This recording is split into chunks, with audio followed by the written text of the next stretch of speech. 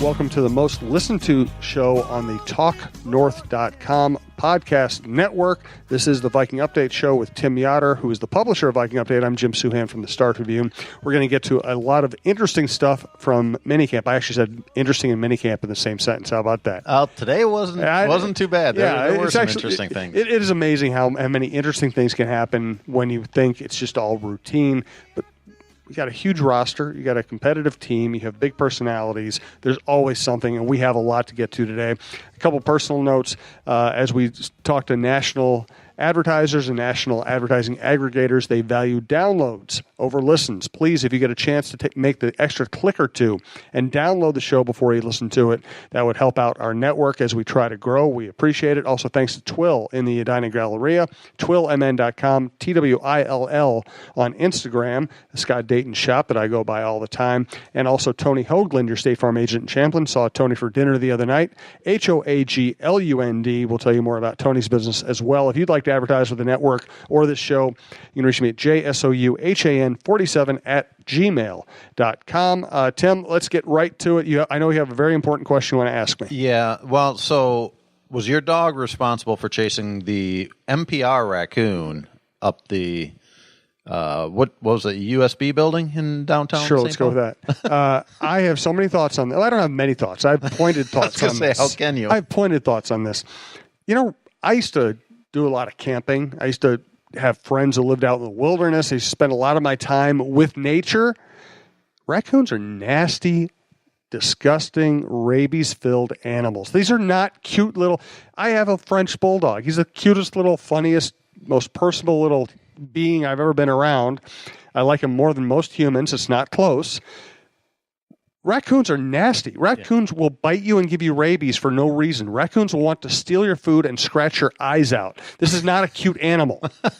And yet, I had to laugh at one of the newscasts that led off with the raccoon, and then the next story... But I understand, Tim, because there's nothing else going on in the world, so it makes perfect sense. Oh, yeah. No, there's no international news, no diplomacy, no politics. News, nothing. And no people running over kids in the park. Yeah, so nothing else is happening. Yeah. I understand. Let's cover the stinking rabies-filled raccoon some more. All right. Now that we got Jim up on his tangent, and, well, not really his tangent. He's just excited. He's ready to go now. Excited is one way to put it. But, okay, now you have me, now you have me fired up, like we just came out of the huddle.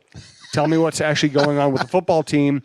I think one of your first observations to me is going to be that Kirk Cousins has it pretty good here. Yes and no.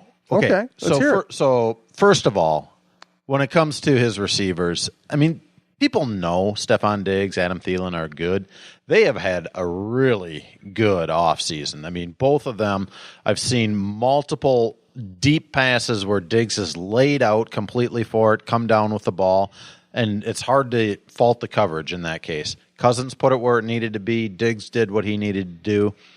Thielen, the first day of minicamp, ran a route that seemed to just get defenders turned around, ended up wide open about 30 yards downfield, caught the ball.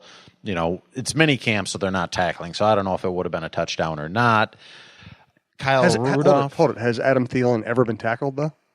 not according to his fans. No, I think we can safely say that Adam Thielen would have scored. Yeah. I mean, if he was tackled, he'd probably, it would just be a bad call if he got tackled.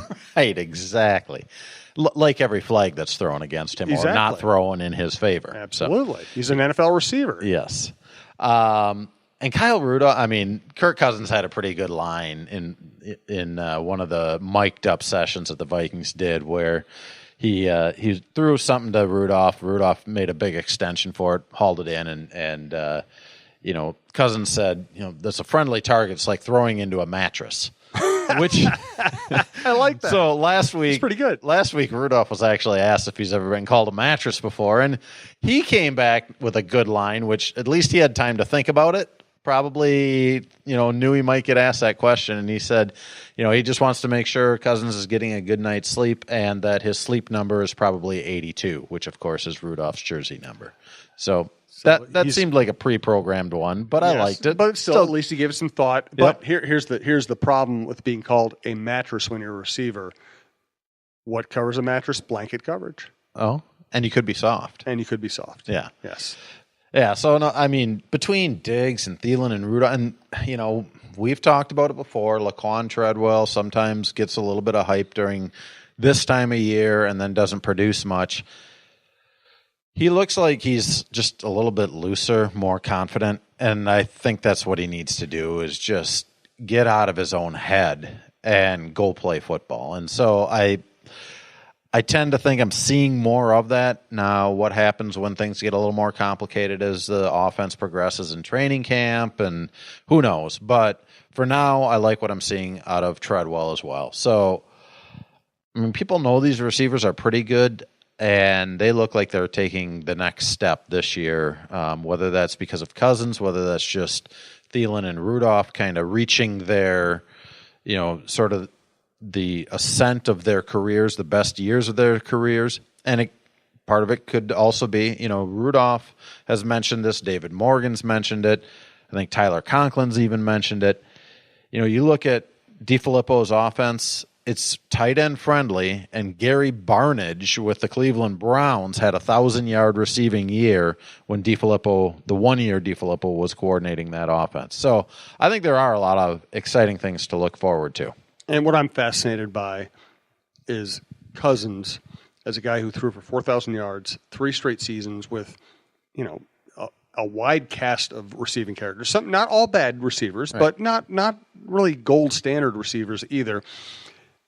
How he's going to perform here, because I could see his yardage total going down, his efficiency going up, his touchdown interception ratio going up. I could see his rating rising even if his yardage goes down. Yeah, I mean, he doesn't need a 4,000-yard season. He needs an efficient season, probably, 3,800 yards, and he needs to have Dalvin Cook be Dalvin Cook to take some of the other pressure off of him. And really, I think what he needs most, which we're still going to find out about, is offensive line. Mm-hmm. I mean, it's hard to know exactly how that's all going to come together. It's when they're not in pads, you just don't know. Right, absolutely. Let's get to contract situations.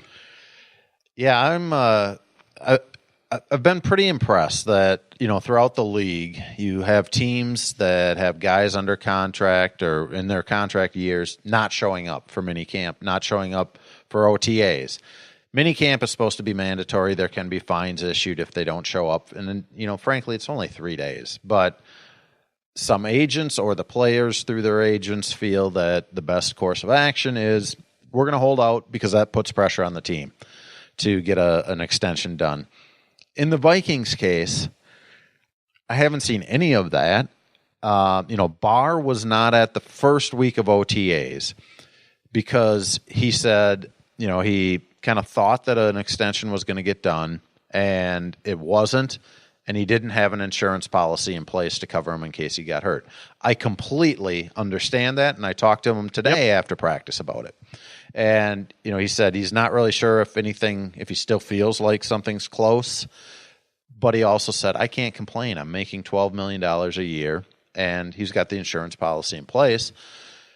Danielle Hunter said all the right things about, I'm not holding out because this is all about team. I've got to get better as a player, and he does. I mean, he's still young in his career, and, young as just a NFL player in general. They drafted him young. So I really think that things are on the right track here. I think that they will get some extensions done, probably either before training camp or in that first week of training camp. They've got those, Danielle Hunter, Anthony Barr, Stephon Diggs is the other guy. I don't know how the order is going to fall. My understanding is that they have just kind of given offers to these guys, and they're hoping that one or two of them will accept that or at least come back with a negotiation that's close to it. It doesn't seem to me like there's any real specific pecking order that they would like to see things done. They just would want to get a couple of them done. And I think Barr is one of the more important ones because, number one, I think he gives them a lot of what they want with that defense for the flexibility aspect of it. And also because of the salary, and he's on the 5th-year option.